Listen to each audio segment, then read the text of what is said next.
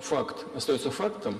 Вместо того, чтобы развести террористов и Джабхат ан-Нусру и здоровую часть оппозиции, американские наши партнеры сами сорвали это перемирие. Кстати говоря, да, в конечном итоге я хоть настаивал на том, что сначала развести нужно, а потом прекратить полеты авиации.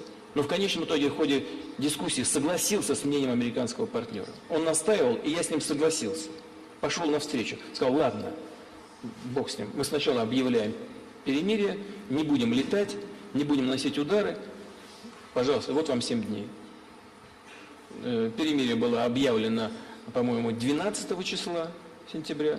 17-го американская авиация нанесла удар по сирийским войскам, после чего, где разведение террористов и здоровой части оппозиции?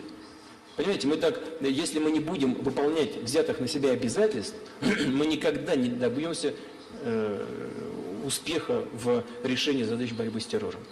Но я понимаю, это непростая задача, и мы здесь не склонны никого ни в чем обвинять. Но уж если о чем-то договорились, надо исполнять.